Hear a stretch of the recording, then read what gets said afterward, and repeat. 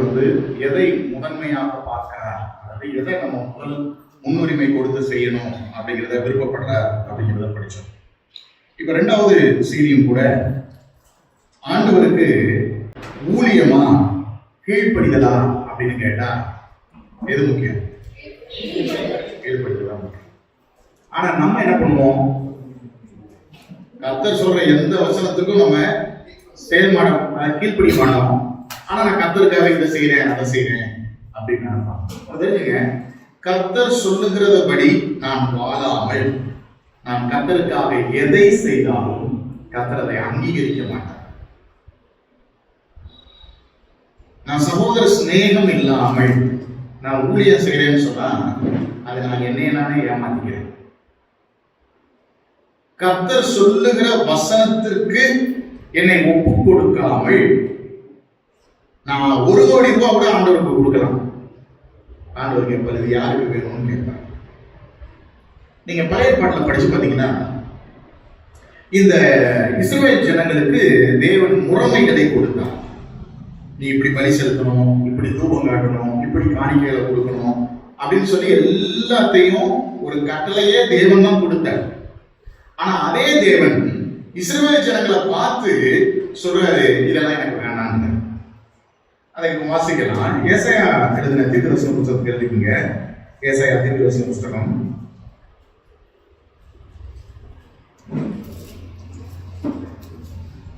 ஏசாயா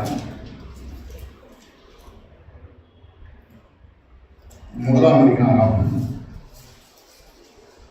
ஏசாயா 1ஆம் அதிகாரம் 11ஆம் வசனத்திலிருந்து 16ஆம் வசனம் வரைக்கும் வாசிக்கிறேன். பலிகளின் திரள் எனக்கு என்னத்துக்கு என்று கர்த்தர் சொல்கிறார். ஆட்டுக்கடாக்களின் தகன பலிகளும் கொடுத்த மிருகங்களின் நிலம் எனக்கு ஆரோசியமாய் இருக்கிறது. காளைகள், ஆட்டுக்குட்டிகள், கடாக்களுடைய ரத்தத்தின் மேல் எனக்கு பிரியமில்லை. நீங்கள் என் சன்னதியில் வரும்போது என் பிரகாரங்களை இப்படி விதிக்க வேண்டும் என்று உங்களிடத்தில் கேட்டது யார்?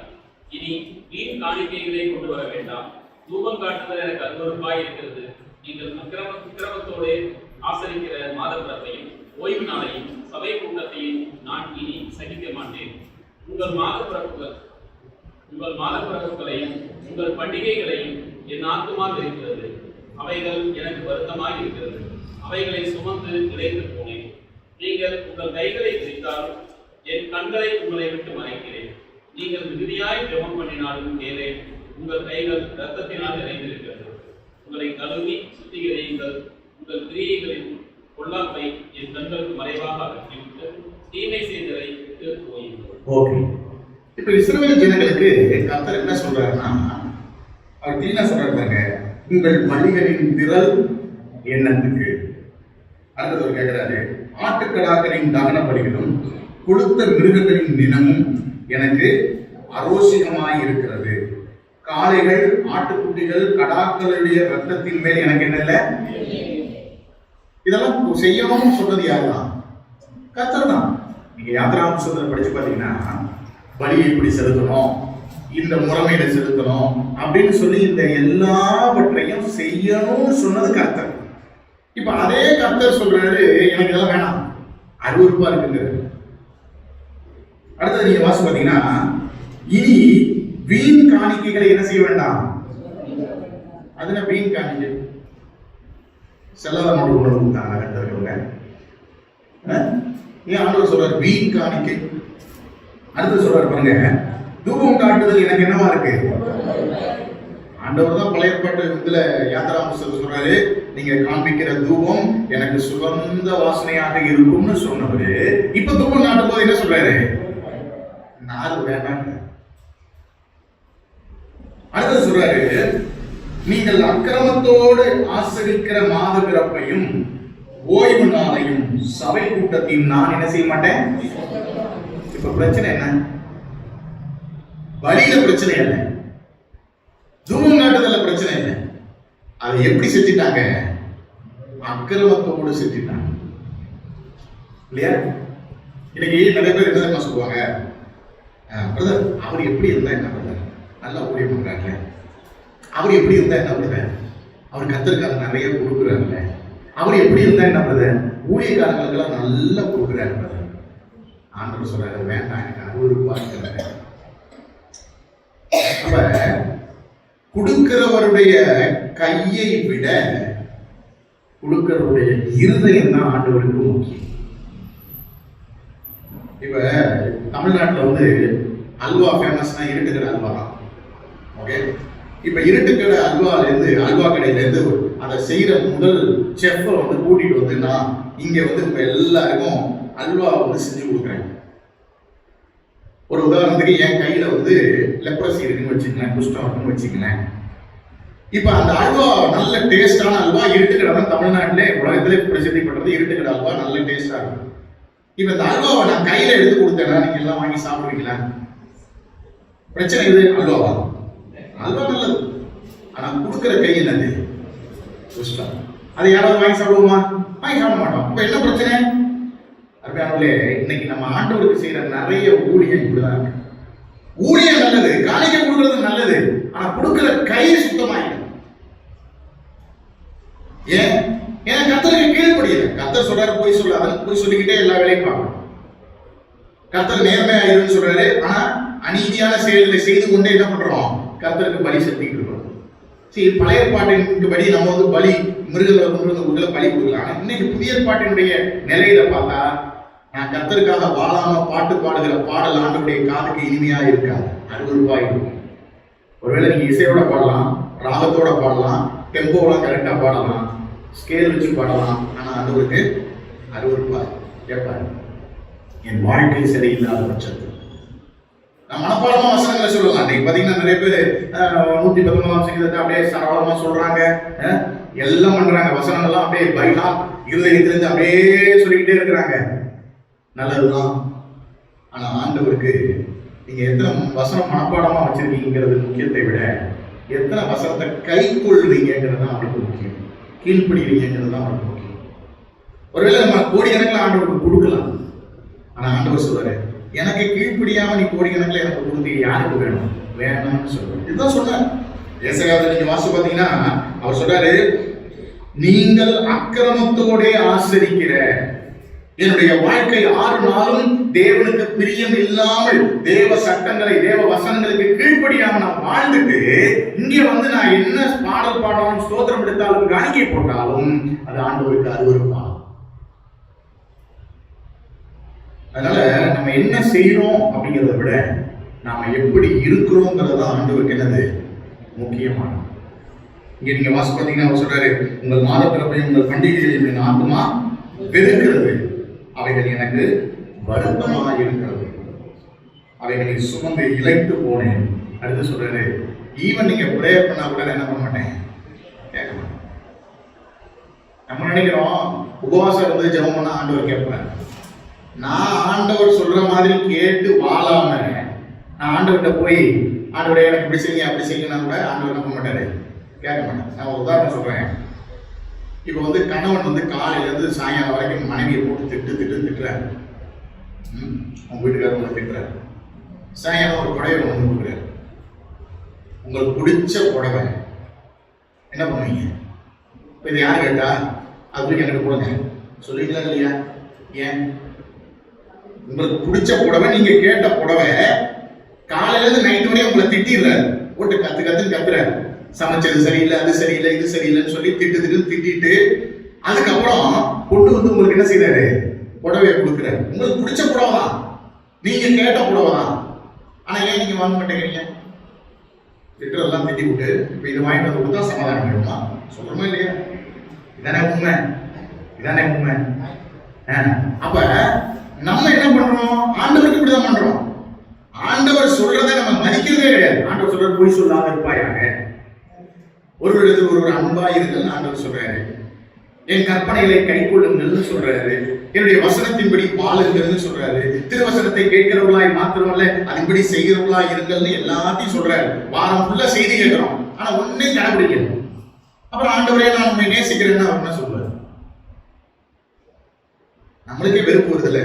நம்ம நம்முடைய சக ஈவன் நம்ம பிள்ளைகளே கூட நம்ம சொல்றதை கேட்காம அப்பா நான் உங்களுக்காக இதை வாங்கிட்டு வந்தேன், அம்மா உங்களுக்காக இதை வாங்கிட்டு வந்தேன், நீ முதல்ல நான் சொல்றதை கேளு. இதெல்லாம் இப்ப யாருக்கு வேணும்? ஏன்? ஏன்னா நான் சொல்லுகிறதுக்கு நீ மதிப்பு கொடுக்கல, அப்புறம் நீ செய்யறது எனக்கு எதுக்கு, இதெல்லாம் யாருக்கு வேணும் அப்படின்னு சொல்றோம். அப்ப தேவனும் அப்படிதாங்க சொல்றாரு. அவர் சொல்றதை நம்ம கேட்டு அதன்படி வாழல, கீழ்ப்படியலன்னா நம்ம செய்யற எதுவுமே ஆண்டவருக்கு வேண்டாம். சாமுவேலை கொண்டு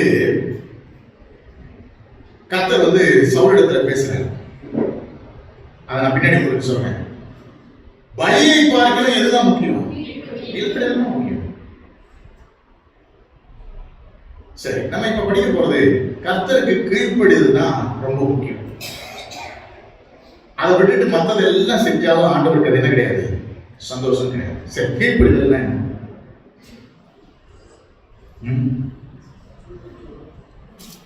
சில பேர் சொல்லுவாங்க, பாதி கீழ்ப்படிச்சார் பிரதர், பாதி கீழ்ப்படிச்சார். பாதி முக்கால் கீழ்ப்படிதல் கிடையாது.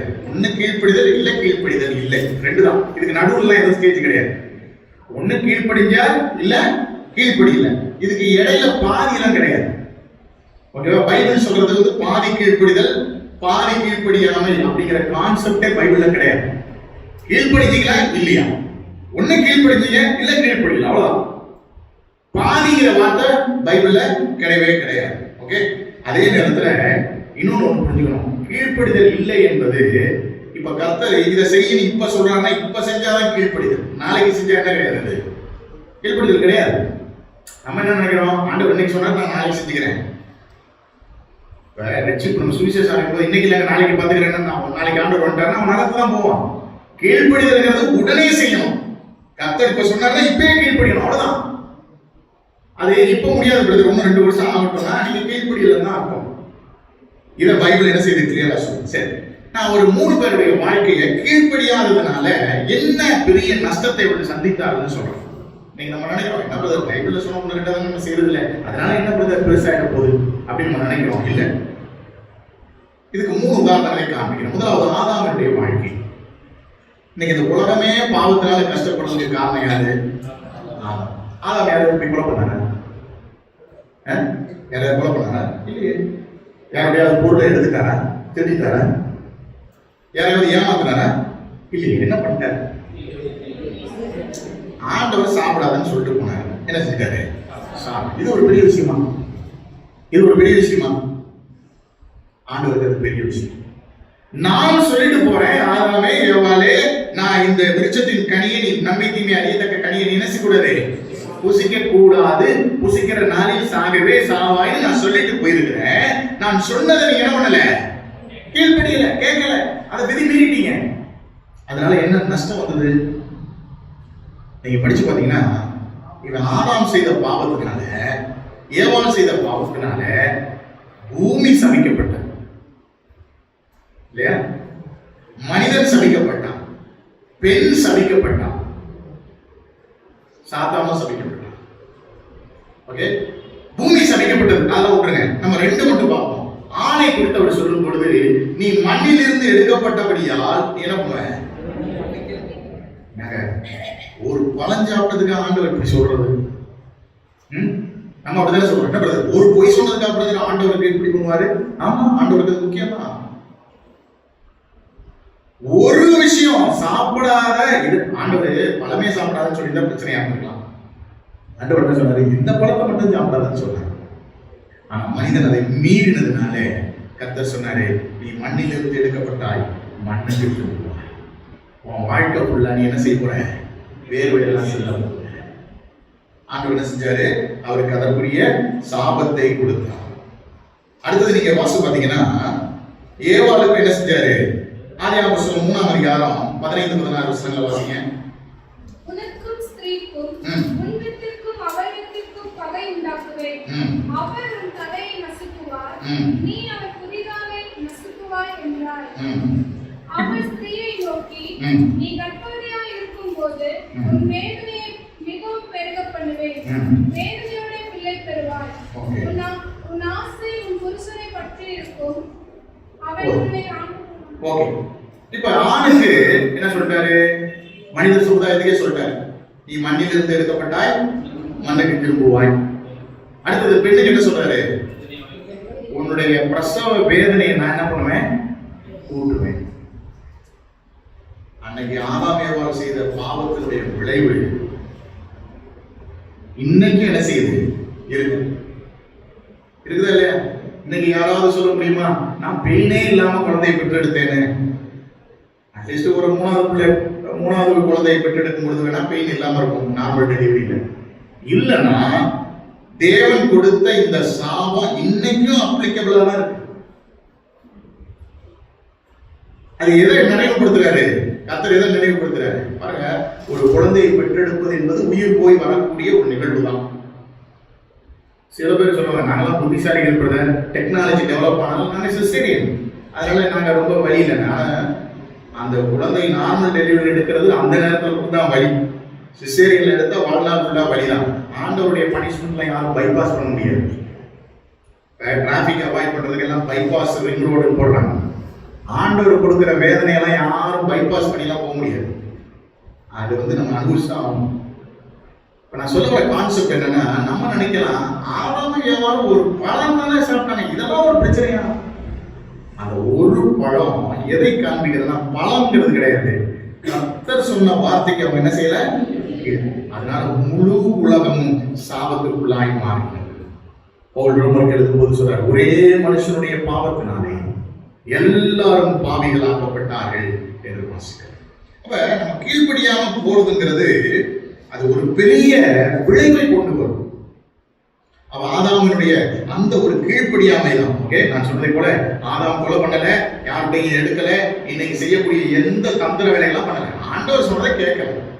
சாப்பிடாதன்னு சொன்னாரு, சாப்பிட்டாரு. ஆனா அதுக்கு எவ்வளவு பெரிய விளைவு? முழு உலகமே பாவத்துக்குள்ள போயிடுச்சு. மனிதனுக்கும் சாபம், பெண்ணுக்கும் சாபம், ஈவன் இந்த நிலத்துக்கும் என்ன செஞ்சிருச்சு? சாபமா மாறி போயிடுச்சு. அடுத்தது இன்னொரு மனிதனுடைய வாழ்க்கையில கீழ்ப்படியாததுனால வந்து ஏற்பட்ட விளைவு நான் சொல்றேன். மிகப்பெரிய ஒரு தலைவர் யாருன்னா மோசே. மோசே 6 லட்சம் புருஷர்கள் பைபிள் சொல்லப்பட்டிருக்கு. ஆனா கூட்டல் கணக்கு கூட்டி கணக்கு அதை கழிச்சு பார்த்தோம்னா கிட்டத்தட்ட வேத பண்டிதர்கள் சொல்றாங்க, உங்களுடைய பிள்ளைகள்லாம் சேர்த்தா குறைஞ்சது 20 லட்சம் பேர் இருப்பாங்க. இந்த 20 லட்சம் பேரை வழிநடத்தக்கூடிய தலைவர் யாரு? மோசே. இஸ்ரவேல் ஜனங்கள் எல்லாரும் மோசேக்கு ஒரு மரியாதை வச்சிருந்தாங்க. மோசே சொன்னா என்ன செய்வாங்க? ரொம்ப மதிப்பு கொடுப்பாங்க. ஆனா அந்த மோசையை குறித்து நம்ம பைபிள்ல படிக்கும்போது நிறைய நல்ல குணங்களை கர்த்தரே சொல்றாரு. நீங்க மோசே கீழ்ப்படிதல் இல்லாதவன்னு சொல்லிட முடியாது. இந்த ஆசரிப்பு கூடாரத்தை மோசையிட்ட கர்த்தர் சொல்றாரு, இந்த அளவுல இருக்கணும், இப்படி இருக்கணும், அப்படி இருக்கணும், இந்த துணியில செய்யணும், அந்த துணியில செய்யணும், இந்த மில்லிமீட்டர் இருக்கணும், அத்தனை மில்லிமீட்டர் இருக்கணும், ஏகப்பட்ட சொல்றாரு. இது நம்மள்ட்ட சொல்லினா நம்ம செய்வோமான்னு கேட்டா செஞ்சவங்க செய்யவே மாட்டோம். என்னங்க ஆண்டவரே இப்படிலாம் சொல்றீங்க? எதையோ ஒண்ணு செய்யுன்னு சொல்லுங்க, நீங்க என்ன எல்லாத்துக்கும் அளவு கொடுக்குறீங்களே? நீங்க படிச்சு பாருங்க, யாத்திராம சொல்லப்பட்ட ஆசரிப்பு கூடாரத்தை போல செய்யணும்னா சாதாரண விஷயம் கிடையாது. ஆண்டவர் பாருங்க, இந்த கலர்ல இருக்கணும், இந்த துணியில இருக்கணும், இது சணல் உள்ள பின்னப்படணும், இது இப்படி இருக்கணும், இது இந்த அளவுல இருக்கணும், இதை இவன் தான் செய்யணும், அதை அவன் தான் செய்யணும் அப்படின்னு சொல்லி ஏகப்பட்ட இன்ஸ்ட்ரக்ஷன் கொடுக்குறாரு. ஆனா ரொம்ப சுவாரஸ்யமான விஷயம் என்னன்னா, கர்த்தர் சொன்னபடி எல்லாம் மோசே செய்தார், கர்த்தர் சொன்னபடியே மோசே செய்தார்னு இருக்கும். ஏகப்பட்ட இடத்துல இருக்கும். ஆசரிப்பு கூடாரத்துல தேவன் சொன்னது பெரிய ப்ராஜெக்ட், சாதாரண ப்ராஜெக்ட் கிடையாது. இன்னைக்கு நம்ம ஒரு பிரதர்கிட்ட போய் இதை வாங்கிட்டு வாங்க, அதான் வாங்கணுமா, இதை வாங்கினா என்ன அப்படின்னு நம்ம ஒரு கருத்து சொல்றோம். ஆனா மோசே அப்படி கர்த்தருக்கு கருத்து சொல்லல, எல்லாத்துக்கும் அப்படியே செய்தார். நீங்க படிச்சு பாருங்க, வீட்டுல போய் படிச்சு பாருங்க, யாத்திரா புஸ்தகம், லேவியராகவும் என்ன உபாகமும் படிச்சு பாருங்க. கர்த்தர் சொன்னபடியே மோசே செய்தார், கர்த்தர் சொன்னபடியே மோசே செய்தார். இப்படி எல்லா விஷயத்திலையும் மோசே என்ன செஞ்சாரு? கீழ்ப்படிந்தார். மோசேயுடைய குணத்தை பத்தி பைபிள்ல வாசிக்கும் பொழுது கர்த்தர் சொல்றாரு, மோசே என் தாசனாகிய மோசே என் வீட்டில் எங்கும் உண்மை உள்ளவன். பூமியிலே மோசேயை போல சாந்த குணமன் உள்ளவன் இல்லையா? அவரை போல சாந்த குணம் உள்ளவன் இல்லையா? இந்த சர்டிபிகேட்ல யார் கொடுக்குறாரு? கர்த்தரே கொடுக்குறாரு. சரி, இந்த மோசே வாக்குத்தத்தம் பண்ணப்பட்ட கானான் தேசத்துக்குள்ள போனாரா? என்னங்க, கர்த்தர் சொன்னபடியே செய்தார்னு எல்லா இடத்துலயும் வாசிக்கிறோம். கர்த்தரே சொல்றாரு, என் தாசனாகிய மோசே என் வீட்டில் எங்கும் உண்மை உள்ளவன்னு சொல்றாரு. பூமியிலே மோசேயை போல சாந்தகுணம் ஒருவனும் இல்லைன்னு பைபிள்ல வாசிக்கிறோம். ஆனா ஏன் இந்த வாக்குத்தத்தம் பண்ணப்பட்ட தேசத்துக்கு போகணும்னு கூட்டிட்டு போனவர் உள்ள போக முடியாது? யோசிச்சு பாருங்க. இப்ப எல்லாரும் எகிப்துல இருந்து கிளம்புறாங்க. வாக்குத்தத்தம் பண்ணப்பட்ட தேசத்துக்கு போறோங்கிற ஒரு கற்பனையோட கனவோட யாருதான் முதல்ல கிளம்பி இருக்கணும்? மோசே தான் கிளம்புறாரு. ஏன்னா அவர்தான் தலைவர். கடைசியில் அந்த மோசேயை தேவன் உள்ளே போறதுக்கு என்ன பண்ணல? அனுமதிக்கல. என்ன காரணம்? ஒரே ஒரு வசனத்துக்கு கீழ்ப்படியல. நம்மளா தான் சொல்லுவோம், என்ன பண்ணுற 99 விஷயத்துக்கு கீழ்ப்படிச்சாலே ஒரு விஷயத்துக்கு தானே கீழ்ப்படியல. ஆனா ஆண்டவருக்கு அது முக்கியம். நீங்க பைபிள்ல படிச்சு பாத்தீங்கன்னா அந்த என்னாம் புஸ்தகம் 20ஆம் அதிகாரத்துல அந்த மேரிபா என்கிற விஷயத்துல மேரிபா என்கிற இடத்துல வந்து தண்ணீர் இல்லை. கர்த்தர் சொல்றாரு, எப்பா நீ கண்மலையை பார்த்து என்ன பண்ணணும்? பேசணும்னு சொன்ன. ஆனா மனுஷன் உள்ள இருக்கிறவங்க எல்லாம் சூட ஏற்றிட்டாங்க மோசையை. அதனால என்ன விட்டாரு? பழைய ஞாபகத்துல கண்மலையை பார்த்து அடிச்சிட்டாரு. கண்மலையை பார்த்து என்ன பண்ணாரு? அடிச்சிட்டாரு. கண்மலை இயேசு கிறிஸ்துன்னு நமக்கு தெரியாது. ஆனா கர்த்தர் சொன்னதை என்ன செஞ்சிட்டாரு? மீறிட்டாரு. ஓகே, அவர் கண்மலையை பேசுன்னு சொன்ன இடத்துல அடிச்சிட்டாரு. தண்ணி வந்துச்சா? தண்ணி வந்துச்சு. ஆனா கர்த்தர் மோசையை கூப்பிட்டு சொல்லிட்டாரு, மோசே, மேரிபாவின் தண்ணீரை பற்றிய விஷயத்தில் நீ எனக்கு செவி கொடுக்காததுனால நீ வாக்குத்தத்தம் பண்ணப்பட்ட தேசத்தினுடைய கானான் தேசத்தை பார்க்கிறதுக்கு நான் உன்னை அனுமதிக்கிறேன், உள்ள பிரவேசிப்பதற்கு அனுமதிக்க மாட்டேன். மோசை கேட்டுலாம் என்ன ஆண்டவரே, எவ்வளவு வழங்கா கழுத்துள்ள பயல்களை முடிச்சு நான் நடத்தி இவ்வளவு தடவை கொண்டு வந்திருக்கேன், கொஞ்சம் கூட இறக்க காமிக்க மாட்டீங்களா?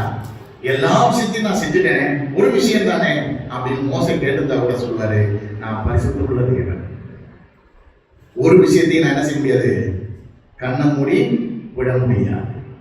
என்னை பொறுத்தவரையில் நீ நிறைய விஷயங்களுக்கு கீழ்ப்படிய உண்மைதான், ஆனா இந்த விஷயத்துல நீ கீழ்ப்படியாததுனால அதனுடைய விளைவு நீ உள்ள போக முடியாது, நான் உன்னை அனுமதிக்க மாட்டேன். அப்ப தேவன் எப்படி செயல்படுறாரு? நம்ம நினைப்போம் தேவன் இறக்கம் இல்லை. தேவன் இறக்கம் இல்லை, ஒரு நீதி உள்ளது.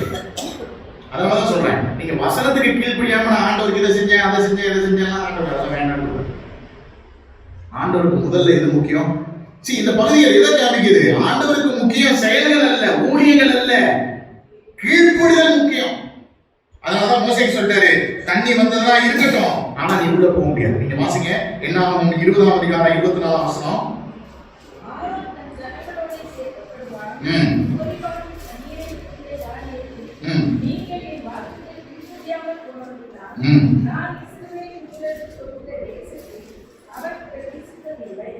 தெளிவா சொல்லிட்டேன், ஏன் போக மாட்டேன்?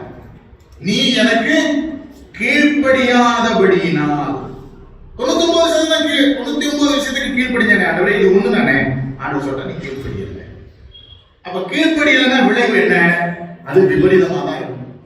ஆதாம் கீழ்ப்படியாததுனாலே முழு உலகமும் சாபத்துக்குள்ள போனது. அப்ப கீழ்ப்படியாமைங்கிறது பெரிய பிரச்சனை. இரண்டாவது, 40 வருஷம் இஸ்ரவேல் ஜனங்களை வழிநடத்தின மிகப்பெரிய தலைவன், ஜனங்களால் மதிக்கப்பட்ட ஒரு தலைவன், தேவனிடத்திலிருந்து சர்டிபிகேட் வாங்கினவரு. ஆனா கர்த்தர் சொன்ன விஷயத்துக்கு கீழ்ப்படியாததுனால ஒரு பெரிய ஆசீர்வாதத்தை இழந்தார். என்னது? இஸ்ரவேல் இந்த கானான் தேசத்துக்குள்ள போகும். கொஞ்சம் யோசிச்சு பாருங்க, மோசையோட மனநிலை எப்படி இருக்கும்? வாசல் வரைக்கும் கொண்டு விட்டார் கர்த்தர், உள்ள போகக்கூடாது. இதாங்க நம்முடைய தேவன். நம்ம கீழ்ப்படியலன்னு சொன்னா அது ஒரு பெரிய நஷ்டத்தை கொண்டு வரும். எப்பொழுதுமே கீழ்ப்படியலன்னா சாபம், கீழ்ப்படிந்தால்தான் ஆசீர்வாதம். கர்த்தருடைய வசனத்துக்கு கீழ்ப்படிச்சு பாருங்க, வாழ்க்கை ஆசீர்வாதமா இருக்கும். நம்ம நினைக்கிறோம் அதெல்லாம் கீழ்ப்படிய முடியாது பிரதர், அப்படிலாம் விட்டு கொடுத்து போனா நம்ம எல்லாம் ஒண்ணு இல்லாம போயிடுவோம் பிரதர். ஆண்டவர் சொல்லுகிற வார்த்தைக்கு நம்ம கீழ்ப்படிச்சு வாழ்ந்தாலே நமக்கு ஒரு மனநிலை உள்ள ஒரு ஆசீர்வாத ஒரு வாழ்க்கையை நம்ம என்ன செய்ய முடியும்? பூமியில அனுபவிக்க முடியும். மூணாவது, சவுளுடைய வாழ்க்கையை நீங்க எடுத்து பாருங்க. சவுல் கர்த்தருக்கு என்ன செய்யல? கீழ்ப்படியல. இஸ்ரவேல்ல முதல் அரசன் யார் அப்படின்னா சவுல் தான். நீங்க 1 சாமுவேலுடைய புத்தகம் 13ஆம் அதிகாரம் 8ல இருந்து 14 வசனங்களை வாசிங்க. 1 சாமுவேல் 13ஆம் அதிகாரம் 8ல இருந்து 14 வசனங்கள். அவன் தனக்கு சாமுவேல் குறித்த காலத்தின்படி 7 நாள் மட்டும் காத்திருந்தான். சாமுவேல் பிற்காலத்தில் வரவில்லை. ஜனங்கள் அவனை விட்டு சிதறி போனார்கள்.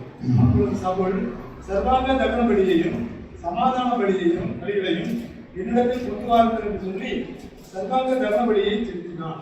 அவன் சர்வாங்க தகன பலியை முடிகிற போது இதோ சாமுவேல் வந்தான். அவன் சவுல் அவனை சந்தித்து வந்தனம் செய்ய அவனுக்கு எதிர் வந்து போனான். நீ செய்தது என்ன என்று சாமுவேல் கேட்டதற்கு சவுல், ஜனங்கள் என்னை விட்டு சிதறி போகிறதையும் குறித்த நாட்களின் யுத்தத்திலே நீ வராததையும் பெலிஸ்தர் மிக்மாசிலே கூடி வந்திருக்கிறதையும் நான் கண்டபடியினாலே பின்காலில் பெலிஸ்தர் எனக்கு விரோதமாய் வந்துவிடுவார்கள் என்றும் நான் இன்னும் கர்த்தருடைய சமூகத்தை நோக்கி விண்ணப்பம் பண்ணவில்லை என்றும் எண்ணி துணித்து சர்வாங்க தகவலையை செலுத்தினேன் என்றான். சாமுவேல் சவுலை பார்த்து, புத்தியீனமாய் செய்தீர். உம்முடைய தேவனாய கர்த்தர் உமக்கு விதித்த கட்டளையை கைக்கொள்ளாமல் போனீர். மற்றபடி கர்த்தர் இஸ்ரவேலின் மேல் உம்முடைய ராஜ்யபாரத்தை என்றைக்கும் திறப்படுவார். இப்போதோ உம்முடைய ராஜ்யபாரம் நிலை நிற்காது. கர்த்தர் தம்முடைய இருதயத்துக்கு ஏற்ற ஒரு மனுஷனை தமக்கு தேடி அவனை கர்த்தர் தம்முடைய ஜனங்களின் மேல் தலைவனாய் இருக்க கட்டளையிட்டார். கர்த்தர் உமக்கு விதித்த கட்டளை நீர் கைக்கொள்ளவில்லையே என்று சொன்னான். சவுல் ராஜ்யபாரத்தை இழந்ததுக்கு காரணம் திறமை இல்லாததுனால. அவர் ஏன் அந்த ராஜாவுடைய பதவியை இழந்தார் அப்படின்னா, கர்த்தர் சொன்ன வார்த்தைக்கு என்ன செய்யல, கீழ்ப்படி. பழைய ஏற்பாட்டின் காலத்துல பலி செலுத்துவது ஆசாரியருடைய வேலை, ராஜாவுடைய வேலை கிடையாது. அப்ப சாமுவேல் வரதுக்கு நேரம் ஆயிடுச்சுன்னு சொல்லிட்டு என்ன பண்ணிட்டாரு, இவர் செஞ்சுட்டாரு. அவரே சொல்றாரு, நான் எண்ணி துணிந்து என்ன செஞ்சுட்டேன், இதை செஞ்சுட்டேன். கர்த்தர் சொல்ல, பரவாயில்லப்பா, நீ ரொம்ப நல்லவன், செய்ய வேண்டியத நேரத்தோட செஞ்சுட்டீல, யார் செஞ்சா என்ன, செஞ்சா போதும் எனக்கு அப்படிங்கிற கர்த்தர் அல்ல நம்ம கர்த்தர். நான் ஏற்கனவே சொன்ன போன செய்தியில் எல்லாமே முறைதான் செஞ்சு, அதாவது கேப்பை ஃபில் பண்றத ஆண்டவர் விரும்புறவர் இல்லை இல்லையா. சில சமயம் செய்தியாளருக்கு வரதுக்கு லேட் ஆகி போச்சு, நம்ம பாட்டு போடுவோம், 2 பாட்டு பாடுவோம். அப்ப கர்த்தர் நம்பாரு, அப்பா உங்களுடைய கேப் ஃபில் பண்றதுக்கு நீ என்னை பாட்டு போடுவியா, நான் அதை கேட்கணுமா நினைப்பாரு. உண்மைதான். நம்ம நிறைய நேரங்கள்ல ஒரு இடைவெளியை நிரப்புவதற்காக பாடல் பாடுகிறோம், தேவனை மகிமைப்படுத்துவதற்காக பாடுறது. சரி, தப்பு இல்லை, பாடல் தப்பு கிடையாது, ஆனா நோக்கம் சரியா இருக்கும். ஒரு வரலைங்கிறதுக்காக சில சமயங்களில் பார்த்தீங்கன்னா செய்தி கொடுத்துருக்கும், ஒரு பேப்பர் வரும், சமையல் இன்னும் ரெடி ஆகவில்லை, அதனால ஒன்றும் பேசிக்கிட்டே இருக்கேன். ஆவியானவர் அப்படிலாம் நடத்த மாட்டார். சமையல் ரெடியாக பரவாயில்ல, வெயிட் பண்ணுங்க, ஒன்றும் தப்பு கிடையாது. கேப்பை ஃபில் பண்றதுக்காக நம்ம கர்த்தருடைய ஊழியங்களை செய்யக்கூடாதுங்க, அது தவறு. இப்ப இங்க நீங்க வாசி பாத்தீங்கன்னா கூட சவுல் சாமுவேல் வரதுக்கு லேட் ஆகுதுன்னு சொல்லி வெயிட் பண்ணவா என்ன பண்ணிட்டாரு, ஜனங்கள்லாம் சிதறி போறாங்க. எப்படியோ யார் சொன்னது, பலியை செஞ்சுட்டா போதும்னு நினைச்சாரு. ஆனா ஆண்டவருக்கு அந்த முறை முக்கியம். ஆசாரியர்கள் தான் பலி செலுத்தணும், ராஜா செலுத்த கூடாது. ஆனா அவன் செலுத்திட்டார். ஆண்டவர் சொல்ல, பரவாயில்ல, நல்லது செஞ்சிருக்கேன்னு சொல்லல, நீ செஞ்சது தப்பு, நீ இனிமேல் என்ன பண்ண மாட்ட, ராஜ்யபாரத்தில் நிலை நிற்க மாட்டேன். ஒரு ராஜ பதவியை ஒரு ராஜா இழந்ததற்கு காரணம் என்ன, கீழ்ப்படியாதனால்தான். இன்னொரு இடத்துல கூட நீங்க வாசி பாத்தீங்கன்னா, இந்த 1 சாமுவேலுடைய புத்தகம் 15ஆம் அதிகாரம், அது நிறைய வசனங்கள் வீட்டுல போய் படிச்சு பாத்துங்க. 1 சாமுவேல் 15ஆம் அதிகாரம் முதல் 28 வசனங்களை நீங்க வாசி பாத்தீங்கன்னா, கர்த்தர் சொல்றாரு சவுல்ல, இந்த அமலேக்கியர்கள் இஸ்ரவேல் ஜனங்களுக்கு ரொம்ப துன்பப்படுத்திட்டாங்க. அந்த அமலேக்கியர்களை நீ என்ன பண்ணணும், முற்றிலுமாய் அழித்து போடணும்னு சொன்னாங்க. கை குழந்தை, அப்புறம் பிள்ளைகள், வாலிபர்கள், பெரியவர்கள், ஆண் பெண் எல்லாரையும் நீ என்ன செய்யணும், வெட்டணும்னு சொல்றாரு. ஈவன் ஆடு மாடுகள் எல்லாத்தையும் வெட்டணும்னு சொல்றாரு. இப்ப சவுல் அங்க போறாரு, போயிட்டு என்ன பண்ணிட்டாரு, ஆடு மாடுகள்ல முதல் தரம் இதையும் 2வது தரத்தை என்ன செஞ்சிட்டாரு, வெட்டல். என்ன பண்ணிட்டாரு, அதை பத்திரமா வச்சுக்கிட்டாரு. மிச்சதெல்லாம் என்ன செஞ்சிட்டாரு, வெட்டி தள்ளிட்டாரு. இப்ப கர்த்தர் சொல்றாரு சாமுவேல், நீ போ சவுல்ட்ட, நான் சொன்னதை கேட்க. இப்ப சாமுவேல் வர சவுல்ட்ட, சவுலே, கர்த்தர் அமலேக்கியர்களை முற்றிலும் அழிக்க சொன்னாரே, செஞ்சிட்டியா? நான் செஞ்சுட்டேன். அப்படி சொன்னா ஆடு மாடுகளுடைய சத்தம் கேட்குதே அப்படின்னு கேட்டப்போ சாமுவேல் சொல்லல, நீ பாதி கீழ்ப்படிச்ச பாதி கீழ்ப்படியலன்னு சொல்ல. சாமுவேல் சொல்ற, நீ என்ன செய்யல, சவுலை பார்த்து கீழ்ப்படியலன்னு சொல்ற. நான் அதான் சொன்னேன், பாதி கீழ்ப்படிதல் பாதி கீழ்ப்படிதல் இல்லைங்கிறது பைபிள்ல கிடையாது. நான் சொன்ன மாதிரி செஞ்சியா இல்லையா? நீங்க சொன்ன மாதிரி செஞ்சேன், ஆனா 2-3 விட்டுட்டேன், அப்ப நீ கீழ்ப்படியல. அதான் கர்த்தருடைய கான்செப்ட். அப்ப கர்த்தர் சாமுவேல்ட்ட சொல்லி அனுப்புறாரு, சவுல் எனக்கு கீழ்ப்படியலன்னு தான் சொல்லி அனுப்புறாரு. எப்ப பாதி கீழ்ப்படிதான் பாதி கீழ்ப்படிய சொல்லுன்னு அனுப்புறேன், அவன் எனக்கு கீழ்ப்படியலன்னு சொல்லி அனுப்புறாரு. இப்ப சாமுவேல் சொல்றாரு, நான் வந்து முதல் தரமானது 2ஆம் தரமானதை வச்சிருக்கேன்னு சவுல் சொன்னப்பதான் அவர் சொல்றாரு, பலியை பார்க்கணும், இதுதான் ஆண்டவருக்கு முக்கியம். ஆக்சுவலா சவுலுக்கு என்ன இல்ல, நல்ல ஆடு மாடல எங்க சாவடிக்கணும். சில சமயம் நம்மளும் அப்படிதான் சொல்றோம், எல்லா வேலையும் பண்ணிட்டு கர்த்தரையும் அதுக்குள்ள முடிச்சு போட்டு விட்டுருவோம். ஏன் பிரதர் ஞாயிற்றுக்கிழமை கர்த்தருக்காக ஒரு ஊழியர்களுக்கு கொஞ்சம் கொடுக்கலாம் தான் பிரதர் ஞாயிற்றுக்கிழமை வேலைக்கு போனேன் சொல்றோமா இல்லையா? நிறைய விஷயங்களை செஞ்சுட்டு கர்த்தரை என்ன செஞ்சிருவோம், முடிச்சு போடுவோம். ஏன் பிரதர் இப்படி பண்ணீங்க? ஆண்டவருக்கு கொடுக்கறதுக்கு தான் பிரதர் இப்படிலாம் பண்றேன். ஆண்டவருக்கு அப்படி வேண்டாம். ஆண்டவருக்கு முதல்ல வசனத்தின்படி நம்ம கீழ்ப்படிகிறது தான் முக்கியம். வழி 2வது, கீழ்ப்படிதல் தான் முக்கியம். ஆண்டவர் சொன்னாரா இல்லையா? சவுலிடத்திலே சாமுவேலை கொண்டு சொல்கிறார், வழியை பார்க்கிலும் கீழ்ப்படிதல் உத்தமம். அதனால கர்த்தருடைய வார்த்தைக்கு கீழ்ப்படிவது அவசியம். ஒருவர் ராஜ பதவியை இழந்ததற்கு காரணம் என்னது? கொலை செஞ்சது கிடையாது, தலைமை இல்லாதனால கிடையாது, கர்த்தருக்கு கீழ்ப்படியலங்கிற ஒரே ஒரு காரணத்துக்காகத்தான் அவங்க என்ன செய்யல, அவருடைய பதவியை இழந்து போனார். நிறைய நேரங்கள்ல நம்ம என்ன நினைக்கிறோம்னா, ஒரு 2 வசனங்கள் கீழ்ப்படியலாம் என்ன பெருசா. நான் ஒரு உதாரணத்துக்கு தான் சொல்றேன், பொய்யை பத்தி ஒரு உதாரணத்துக்கு தான் சொல்றேன். விசுவாசிகள் 1000 பொய் சொல்லிட்டு இருக்கிறாங்க. எத்தனை பேர் உங்கள பொய்யை நீங்க மேற்கொண்டு இருக்கிறீங்க உங்க கிறிஸ்தவ வாழ்க்கை? நிறைய நேரத்துல நம்ம பெருமையா நினைச்சுக்கிறோம். நான் 13 வயசுல ரட்சிக்கப்பட்ட ஞானசானம், இன்னைக்கு எனக்கு 65 வயசு. ஆண்டவர் அப்படியா 40 வருஷமா நீ விசுவாசியா இருக்கியாப்பா, 50 வருஷமா விசுவாசியா இருக்கியாப்பா அப்படின்னு ஆண்டவர் ஆச்சரியப்பட மாட்டாங்க. 50 வருஷமா விசுவாசியா இருக்கிறீங்க, ஒரு பொய்யை உன்னால மேற்கொண்டு வர முடிஞ்சதா? நீ கிறிஸ்தவ வாழ்க்கையில அடைய வேண்டிய வளர்ச்சி உனக்கு இருக்குதா? அதான் ஆண்டவர் எதிர்பார்க்கிறார். பாருங்க, பொய் சொல்லாதவர்கள் பைபிள்ல எவ்வளவோ வசனங்கள் இருக்கு. பழைய ஏற்பாட்டுல மட்டும் கிடையாது, புதிய ஏற்பாட்டுல கூட இருக்கு. ஒருவருடன் பொய்யை களைந்து பிறருடன் மெய்யை பேச கடவுள்னு சொல்லியிருக்கு. யாராவது அதெல்லாம் மதிக்கணுமா? மதிக்கிறீங்களா? ஒருவேளை நம்ம பிசினஸ்ல போய் சொல்லாம இருக்கலாம், இதுல போய் சொல்லாம, இந்த பத்திரிகை கொடுக்க வரவங்களே போய் தான் சொல்லுவோம். ஒருத்தவங்க வந்து பத்திரிகை கொடுக்க வருவாங்க, என் பையனுக்கு கல்யாணம், என் பொண்ணுக்கு கல்யாணம், இல்லை எனக்கு கல்யாணமே சில பேர் பத்திரிகை கொண்டு கொடுப்பாங்க. கொடுக்கும்போது நமக்கு தெரியும் அந்த நாள்ல நமக்கு வேற வேலை இருக்கு, ஊருக்கு போகணும்னு தெரியும். ஆனா என்ன சொல்லுவோம், கண்டிப்பா வந்துடுறேன். கண்டிப்பா வந்துடுவீங்களா? உண்மையாவே வரமாட்டோம் நமக்கு நல்லாவே தெரியும். ஆனா என்ன பண்ணுவோம், கண்டிப்பா வந்துடுறேன், முதல்ல வந்துடுறேன். சும்மா சொல்லுவோம், அதெல்லாம் என்னது, பொய். அது பொய்ங்கிற ஒரு உணர்வு நமக்கு வந்துருக்காங்க. நான் சொல்றேன், இன்னைக்கு ரொம்ப வருத்தமானது என்னன்னா, 50 வருஷம் 60 வருஷம் வருவோம், அதை செய்யணும். ஒரு பொய்யை நம்மளால நிப்பாட்ட முடியலையே. அது எவ்வளவு பெரிய ஒரு விளைவு. நம்ம நினைக்கிறோம் பொய்யெல்லாம் இந்த காலத்துல சொல்லாம எப்படி இருக்க முடியும்? ஆண்டவர் சொன்னார், இந்த காலகட்டத்துல அப்படிலாம் நடக்காதுன்னு சொல்லாதீங்க. தெரிஞ்சுங்க, அப்போஸ்தலர்கள் 5ஆம் அதிகாரத்துல ஆதி திருச்சபை உண்டான போது ஒரு குடும்பம் செத்து போச்சு.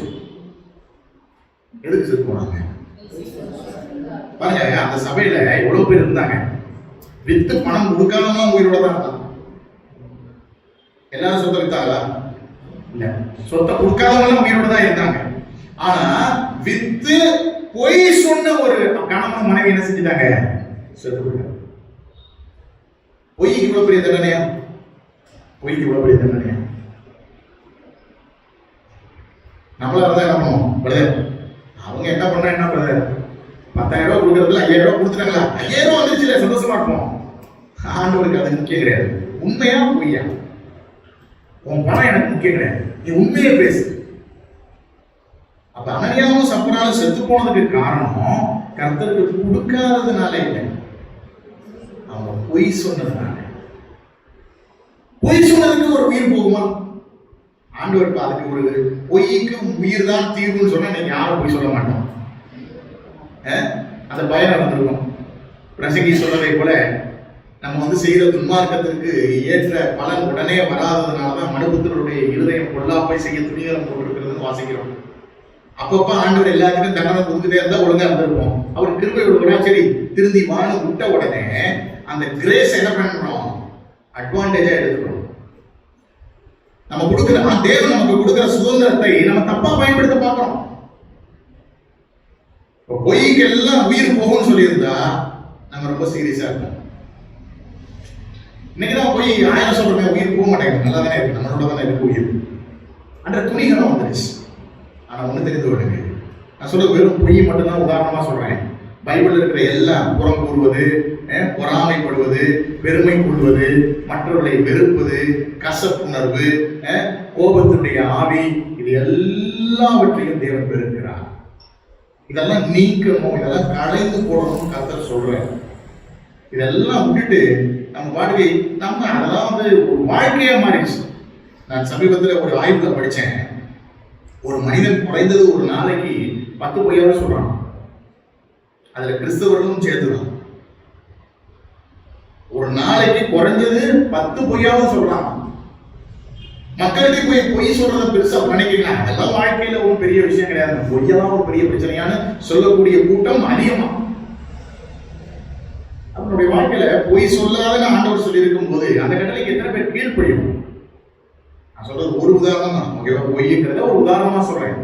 கணவன் மனைவிடத்துல அன்பு வரணும், மனைவி கணவனுக்கு கீழ்ப்படிய வேண்டும், இதெல்லாம் தேவன் கொடுத்த கட்டளை. இதுக்கெல்லாம் கீழ்ப்படியுமா? கீழ்ப்படியலன்னு சொன்னா நம்முடைய கிறிஸ்தவ வாழ்க்கைக்கு தவறா போயிட்டு இருக்கு. கீழ்ப்படியலன்னா என்னைக்குமே தேவன் அதுல பிரியப்பட மாட்டாங்க. தேவனுக்கு முக்கியம் கீழ்ப்படிதல் தான். பலியை பார்க்கணும், கீழ்ப்படிதல் தான் மிக முக்கியமானது. அதனால பொய் சொன்னதுக்கு ஒரு உயிரே போயிருக்கு. ஏன் அதை நீங்க படிச்சு பாத்தீங்கன்னா, அங்கே கேள்விப்பட்ட யாவருக்கும் மிகுந்த பயம் உண்டாயிற்று. ஒரு பொய் சொன்னா பரிசுத்தமுள்ள தேவன் அதை எடுத்துக்க மாட்டாரு, அவரால் அதை பொறுத்துக்க முடியாது. பாவத்தை பார்க்க முடியாத சுத்த கண்ணர், அசுத்தமான வாழ்க்கையை அவர் வெறுக்கிறார். பாருங்க, நம்ம சில பேர் அந்த டிசம்பர்ல சொல்லுவாங்க, 52 வாரமா நான் சபைக்கு வந்தேன்.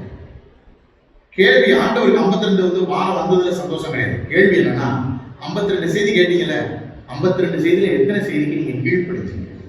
இதுதான் ஆண்டவருக்கு முக்கியம். அட்டெண்டன்ஸ் முக்கியம் கிடையாது. அட்டெண்டன்ஸ் முக்கியம் தான். ஆண்டவரை பொறுத்தவரைய அட்டெண்டன்ஸை விட எது முக்கியம்? நிறைய பேர் அதுல திருப்தி ஆயிடுறாங்க. எல்லா கூட்டத்திலையும் கலந்துக்கிட்டேன். எல்லா கூட்டத்திலையும் கலந்துக்கிட்டதுனால நீங்க ஆவிக்குரியவங்க கிடையாது. எல்லா கூட்டத்திலையும் கலந்து அதன் மூலமாக கேட்ட வார்த்தைகளுக்கு கீழ்ப்படியும். அதனால யாக்கோபு எழுதுறார், திருவசனத்தை கேட்டு உங்களை நீங்கள் வஞ்சியாதபடிக்கு திருவசனத்தை கேட்கிறவர்களாய் மாத்திரமல்ல, அதன்படி செய்கிறவர்களாய் இருங்கள். உடற்பயிற்சி கூட்டத்துக்கு டெய்லி காலையில போயிருக்கேன்னு வச்சுக்கேன். ஜிம்முக்கு டெய்லி காலைல 5 மணிக்கு போயிடுறீங்க. 5 to 6 அங்க போய் உட்கார்ந்துட்டு வந்துடுறீங்க. எல்லாரும் செய்ததை வேடிக்கை பார்த்துட்டு வந்துடுறீங்க. அப்புறம் ஒரு 10 வருஷம் கழிச்சு சொல்றீங்க, நான் உங்களுக்கு தெரியுமா, காலையில 5 மணிக்கு கரெக்டா ஜிம்முக்கு போயிடுவேன், அங்க 2 மணி நேரம் உட்கார்ந்துட்டு வருவேன் அப்படின்னு சொல்லிட்டு உங்களுக்கு வயிறு பெருசா ஒரு கட்டுக்கு கோப்பாக பார்க்கறதுக்கு ஒரு நல்ல கட்டமைப்பே இல்லாம இருக்கு. மற்றவங்களை போய் நான் ஜிம்முக்கு போறேன்னு சொன்னா என்ன கேட்பாங்க? அங்க வேலை பார்க்கறீங்களான்னு தான் கேட்பாங்க. ஏன்? நீங்க 1 வருஷம் ஜிம்முக்கு போனா அது எதுல தெரியணும்? உடல்ல தெரியணும். காலைல வாக்கிங் போறேன், காலைல ரன்னிங் போறேன், ஜாகிங் போறேன், எக்ஸசைஸ் பண்றேன்னு சொன்னா அது உங்க உடம்புல தெரியணும். 52 வாரம் சமைக்க போனேன்னு சொல்றீங்க, அது எங்க உங்க உடம்புல வாழ்க்கையில காமிக்கப்படலையே. கீழ்ப்படிதல் ரொம்ப முக்கியம். கீழ்ப்படியாதவருடைய அந்த விளைவை பார்ப்போம். கீழ்ப்படிந்தால் என்ன ஆசீர்வாதம்? அதுக்கு உதாரணம் ஆபிரகாமுடைய வாழ்க்கை. ஆபிரகாம் கர்த்தருக்கு கீழ்ப்படிந்தாங்க, அதனால அவருடைய வாழ்க்கையில ஆசீர்வாதம். நீங்க ஆதியாகமம் புத்தகம் 12ஆம் அதிகாரத்துல நீங்க வாசி பாத்தீங்கன்னா முதல் 3 வசனங்களை வாசிங்க. ஆதியாகமம் 12 1 முதல் 3 வசனங்கள்.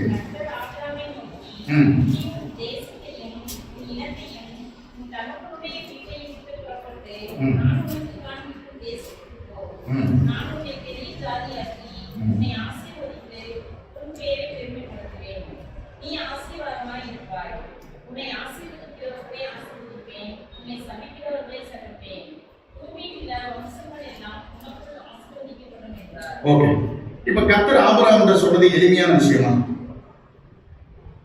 சில சமயம் சொல்லுவோம் பிரதர், பைபிள்ல சொல்லியிருக்கிறது உண்மைதான், ஆனா அது மாதிரிலாம் செய்ய முடியுமா பிரதர்? எனக்கு பயங்கரமா துரோகம் பண்ணிட்டாங்க, ஆண்டவர் மன்னின்னு சொல்றாரு, அதெல்லாம் ஈஸியா மன்னிக்க முடியுமா பிரதர்?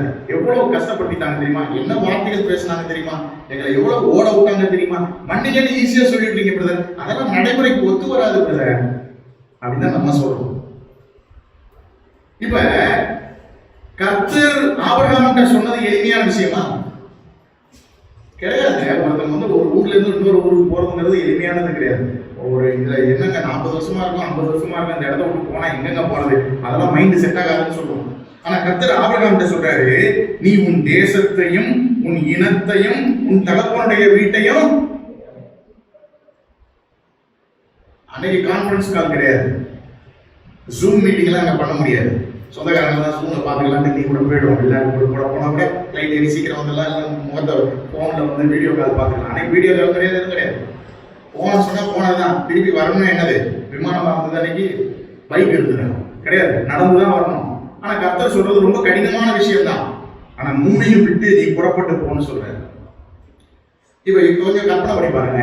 இப்ப ஆபிரகாம் போய் சொல்றாரு சொந்தக்காரங்கலாம், என்னைய கர்த்தருக்கு ஊர் விட்டு போக சொல்லியிருக்காரு, நான் போறேன். சரி எங்க போறேன், எங்க போறேன்னு எனக்கு தெரியாது. அப்ப என்ன சொல்லுவாங்க, நீங்க உங்க சொந்தக்காரங்கிட்ட போய் கர்த்தர் என்னை போக சொன்னாங்க, அதனால போறேன். அவங்க சரி போக சொன்னாரு, போனேன், எங்க போறேன் அது எனக்கு தெரியாது.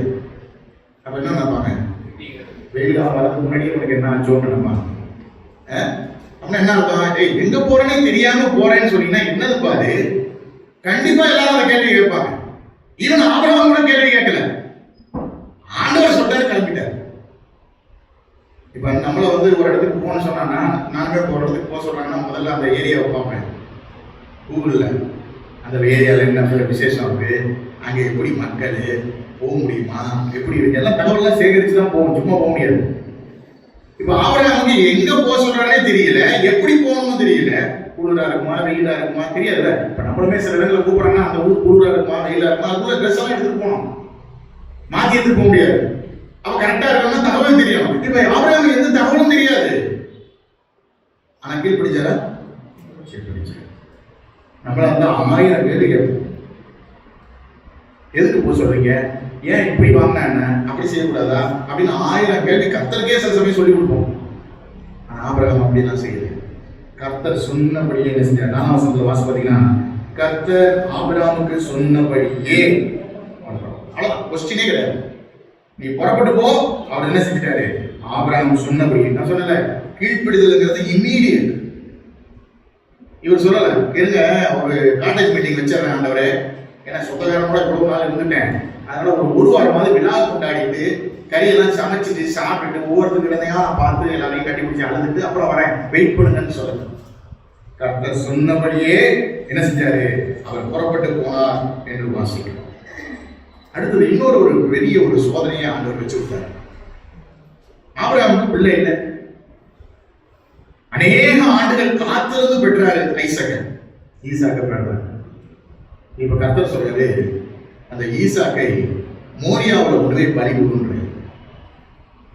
ஆபிரகாம் சொல்ல, ஆண்டவரே நீங்க சொந்த ஒரே மகன் தான் இருக்கு, அவனை பலி கொடுன்னு சொன்னதே பாதி உயிர் செத்து போச்சு, எனக்கு இப்ப செத்த பணமா இருக்கிறேன், ஏன்னா வயசான காலத்துல இங்கே பலி கொடு இல்லை வேற ஒருத்த கையில பலி கொடுன்னு சொல்லிதான் பரவாயில்ல, நீங்க முதல் பலி கொடுன்னு சொன்னதே என்னால ஏத்துக்க முடியல, இதுல நான் மோரியா மலைக்கு போகணும்ன்றீங்க, என் வயசு ரொம்ப, அடுத்தது நானே பலி கொடுக்கணும்னு சொல்றீங்களே, இதெல்லாம் எப்படி ஆண்டவர் இதெல்லாம் செய்ய முடியுமா கேட்டாரா?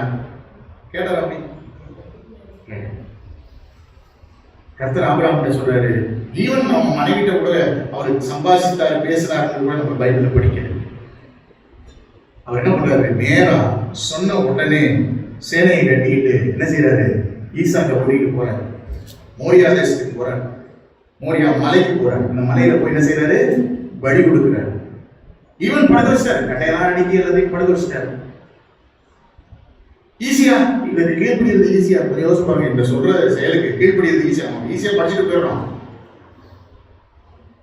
நம்ம இப்ப கர்த்தர் உங்கள்கிட்ட சொல்றாரு, நீங்க கஷ்டப்பட்டு சம்பாதிச்சு வச்சிருக்கிறீங்க, ஒரு வீடு வாங்கி ஈரோட்ல ஒரு வீடு வாங்கி கட்டிருக்கீங்க, கர்த்தர் சொல்றாரு இந்த வீடை விற்று ஏழைகளுக்கு போடுன்னு சொல்றாரு. எத்தனை பேர் கேள்விப்படுறீங்க? கர்த்தர் அப்படிலாம் சொல்லலையே.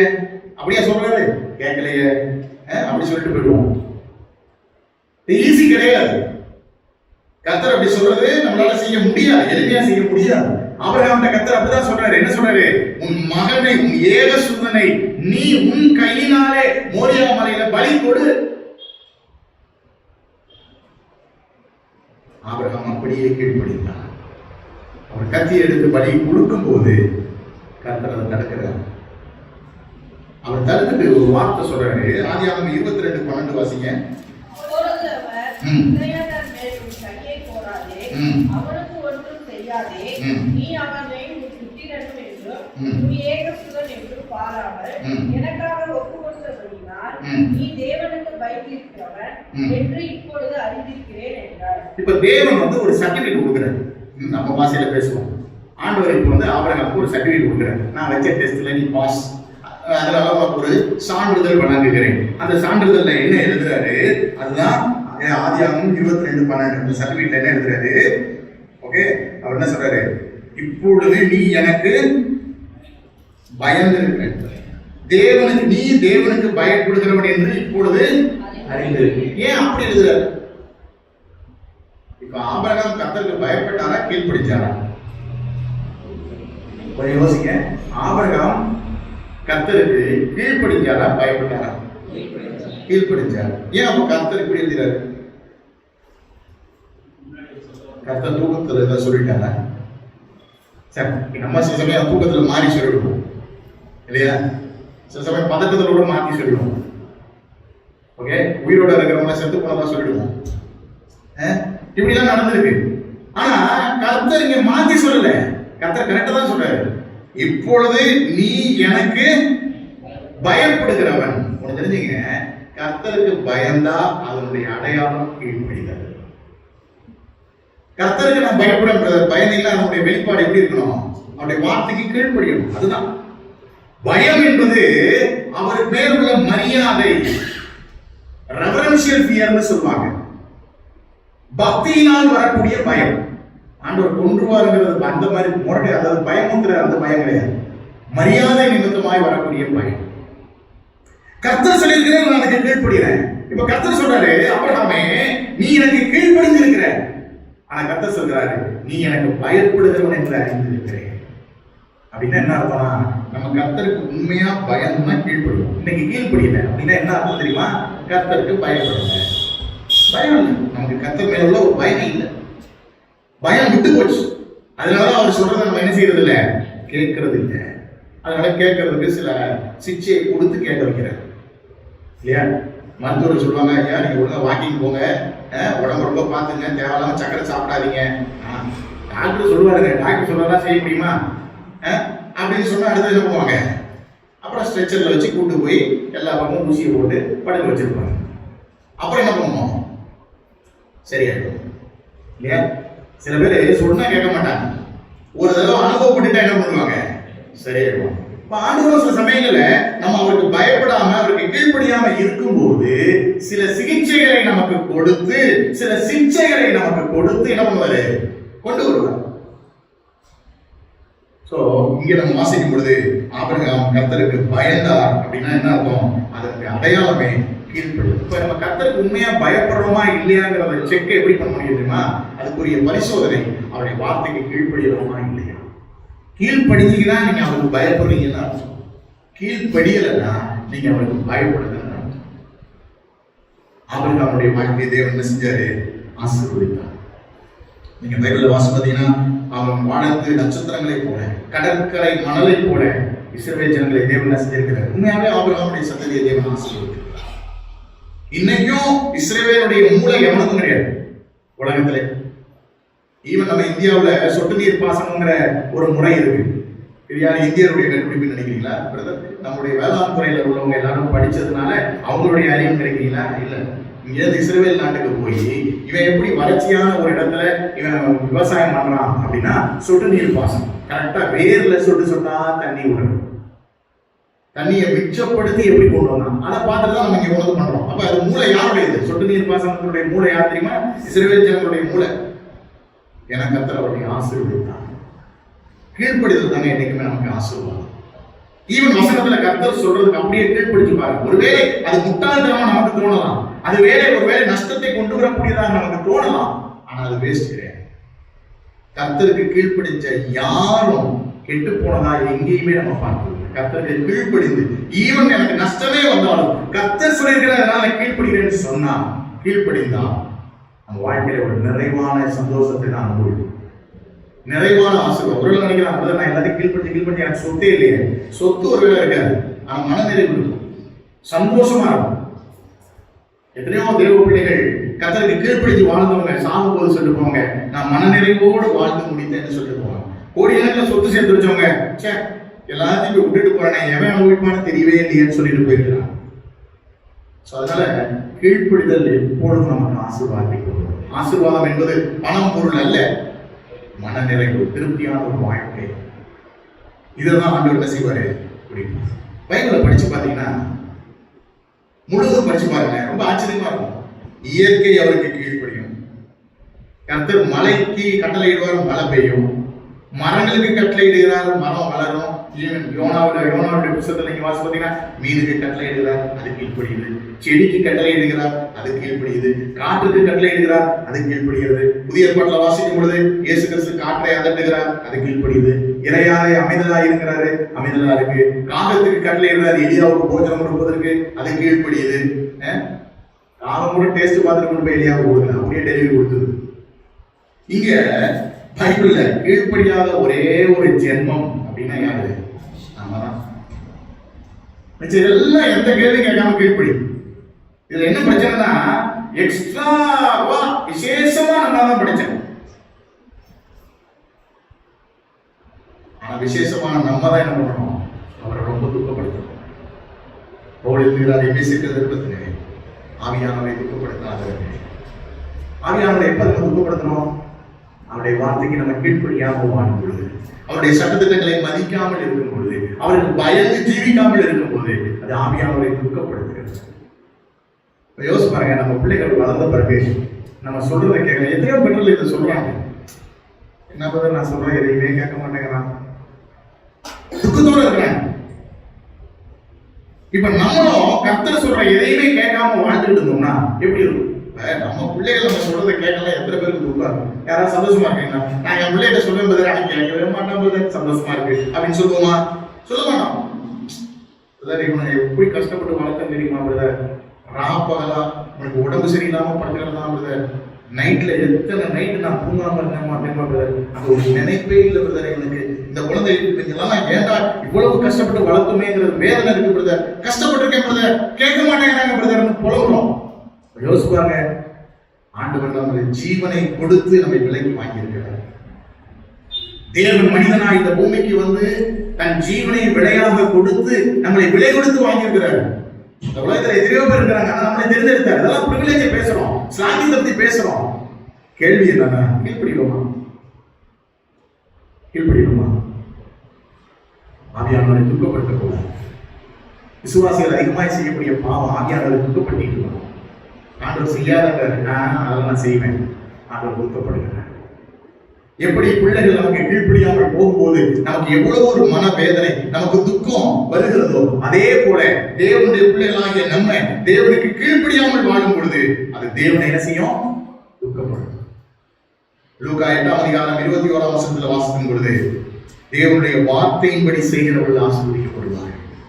லூக்கா 11:28 நீங்க வாசி பார்த்தீங்கன்னா தேவ வசனத்தை காத்துக் கொள்கிறவர்கள் அதிக பாக்கியவான்கள் வாசிக்கிறோம். நீங்க அதை வாசிங்க. லூக்கா 11:28.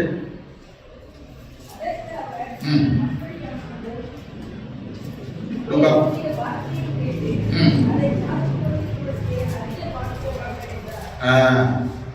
தேவனுடைய வார்த்தையை கேட்டு அதை காத்துக் கொள்கிறவர்கள், கடைபிடிக்கிறவர்கள் எப்படிப்பட்டவர்கள்?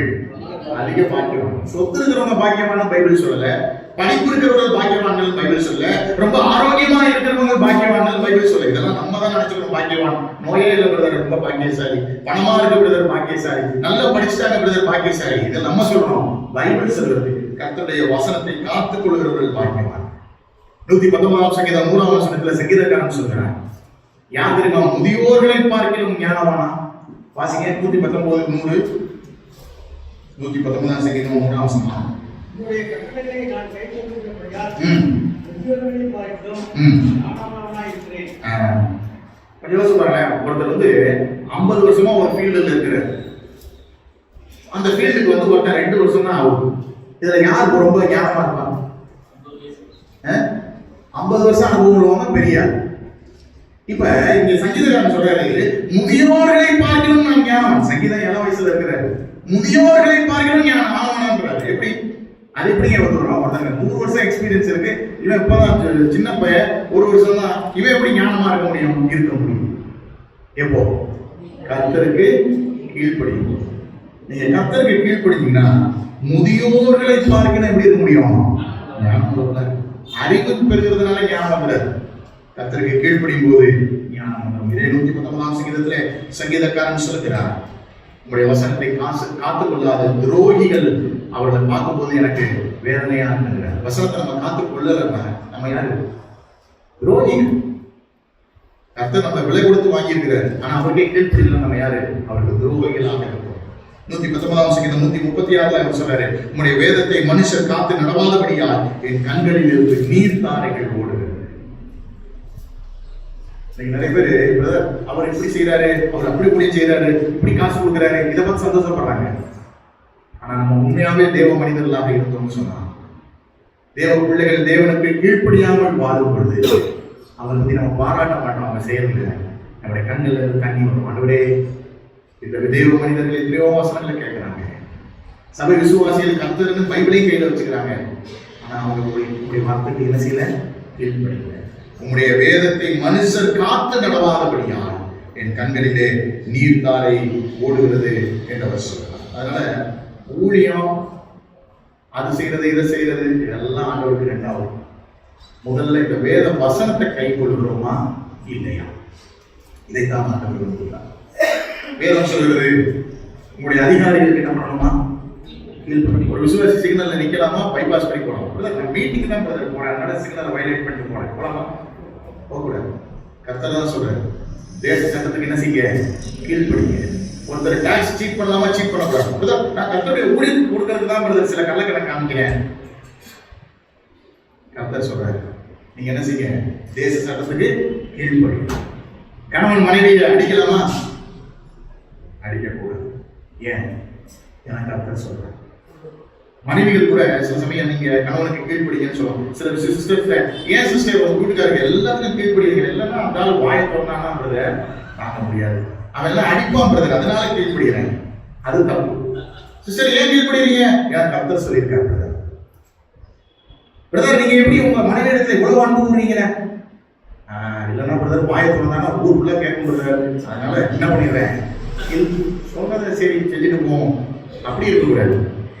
பிரதர் என் மனைவி நான் சொல்றதை கேட்கிறாளோ இல்லையோ, எனக்கு பிடிச்சதை சமைக்கிறாளோ இல்லையோ, கர்த்தர் சொல்லியிருக்கிறாரு அவளிடத்தில் அன்பு கூறுது, அதனால நான் கீழ்ப்படுகிறேன். இப்படி நம்ம கீழ்ப்படியும் போது கர்த்தர் மகிமை பெறுகிறார். அதற்குரிய ரிவார்டு அவர் கொடுப்பாங்க. கர்த்தருக்கு கீழ்ப்படிஞ்சதுனால என் வாழ்க்கையில் நஷ்டம் வந்தது யாருமே இது வரைக்கும் சாட்சி சொன்னது. ஒருவேளை கர்த்தருக்கு கீழ்ப்படிஞ்சதுனால அந்த பூமியில ஒருவேளை நஷ்டமாக இருந்தாலும் தேவன் நமக்கு ஒரு மன நிறைவை தருவார். அதனால கர்த்தர் சொல்லியிருக்கிற எல்லா சட்டத்திட்டங்களையும் வசனத்தையும் நம்ம என்ன செய்யணும்? கை கொள்ளணும். ஒவ்வொரு நாளும் காலையில் பைபிள் படிக்கும் போது ஆண்டவர் எல்லாம் சாவடிச்சிருவாரு, இல்ல ஆக்சிடென்ட்ல செத்துருவேங்கிறதுக்காக பைபிளை படிக்காதீங்க. பைபிள் படிக்கும் போது ஆண்டவரே இன்னும் கீழ்ப்படிவதற்கு ஏதாயிரம் கட்டளைகள் இருக்குமானால் என் கண்களுக்கு முன்பதாக அதை காண்பி, என்னுடைய குறைகளை காண்பியும், நான் அந்த வசனத்துக்கு கீழ்ப்படிய விருப்பப்படுகிறேன், நான் உங்களுக்கு பயப்பட பிரியப்படுகிறேன் அப்படின்னு சொல்லிப்பாங்க. அதே போல செய்தி கேட்க வரும்போது கூட ஜெபம் பண்ணுவாங்க, ஆண்டவரே என்னுடைய வாழ்க்கையில் ஏதாவது குறைவு இருக்கா, இன்னும் நான் உண்மை பிரியப்படுத்தாம எதையாவது இருக்கிறேனா, நான் இன்னும் ஏதாவது விஷயத்துல கீழ்ப்படியாம இருக்கிறேனா, அது எனக்கு அவங்க மூலமா சொல்லுங்க ஆண்டவரே, நான் கீழ்ப்படிய விருப்பமுள்ளவளாக இருக்கிறேன் என்கிற திறந்த இருதயத்தோடு வருவோமானால் உங்களுடைய வாஞ்சையை தேவன் கனப்படுத்துவாங்க. ஒருவேளை இந்த பூமியில நமக்கு கனமில்லாத ஒரு வாழ்க்கை வாழலாம், ஆனால் பரலோகத்திலே போகும்போது தேவன் யாரை பாராட்டுவார், தேவன் யாரை கௌரவப்படுத்துவார் என்று சொன்னால் பணம் கொடுத்தவர்களை அல்ல, பாட்டு பாடினவர்களை அல்ல, உலகம் என்றும் சுற்றித் திருந்த என்னை போன்ற ஊழியக்காரர் என்றதுனால் அல்ல, அவருடைய வசனத்தை கை கொண்டேன் என்பதற்காக அவர் சந்தோஷப்படுவார். நம்ம பிள்ளைய நம்ம சொல்றதெல்லாம் கேட்டா மத்தவங்க முன்னாடி என்ன சொல்லுவோம்? என் பையனும் என் பொண்ணும் நான் சொன்னதை மீற மாட்டாங்க. எவ்வளவு சந்தோஷம்! அதை எல்லாம் பாராட்டுறோம். பிள்ளைகள் சொன்னாங்களா, நீ எல்லாத்தையும் எங்க அம்மா அப்பா நீங்க போய் எல்லாத்தையும் சொல்லுங்க, நான் எப்படி கீழ்படிவேன், சொல்லுங்க சொல்லி சொல்றோம் இல்ல, அந்த சந்தோஷத்தின் நிறைவுனால சொல்றோம். அதே போல நம்ம அவருடைய வார்த்தைகள் எல்லாவற்றுக்கும் கீழ்ப்படியும் போது கர்த்தர் சொல்லுவார், என்னுடைய பிள்ளைகள் என்னுடைய வார்த்தைக்கு செய்து கொடுக்கிறார்கள். இயேசு கிறிஸ்து சொன்னாரு, ஒருவன் என்னிடத்தில் அன்பா இருந்தால் என் கற்பனைகளை கைக்கொள்ளும். உண்மையாவே அவர் மேல அன்பும் உண்மையாவே அவர் மேல பயமும் நமக்கு இருந்தா அவர் சொன்னதை கேட்கும். ஒருவேளை அது கஷ்டம் தான், ஈஸி கிடையாது. ஒருத்தர் நம்மளை அடிச்சிடலாம், ஆண்டவர் போய் மன்னின்றாரு, இது ஈஸி கிடையாது, அதுக்கு கீழ்ப்படியது கஷ்டம் தான். ஆனாலும் ஆண்டவரே எனக்கு மனசுல கஷ்டம் இருக்கு, அதை மேற்கொள்ள எனக்கு உதவி செய்யுங்க, நான் கீழ்ப்படியணுங்கிற விருப்பம் இருக்கு, எனக்கு பலன் இல்லை, ஆவியானவர் எனக்கு பலனை தாரும் என்று சொன்னார். கர்த்தர் இந்த ஒவ்வொரு விஷயங்களையும் பாவத்தை மேற்கொண்டு அவருக்கு கீழ்ப்படியக்கூடிய பலனை நமக்கு தருவார். அப்படி கீழ்ப்படித்து வாழுகிறது தான் ஆண்டவருக்கு முக்கியம். அதனால நாம என்ன செய்யறோங்கிறத விட நாம எப்படி இருக்கிறோங்கிறது தான் ஆண்டவருக்கு முக்கியம். வழியை பார்க்கணும், எதுதான் ஆண்டவருக்கு முக்கியம்? கீழ்ப்படி. அதனால வருங்காலங்களிலே அவருடைய வசனத்துக்கு கீழ்ப்படிந்து அவர் பிரியமாய் வாழ்வோம். அப்படி வாழ தேவன் தாமே நம் யாவருக்கும் அனுகிரகம் செய்வாராக. ஆமென்.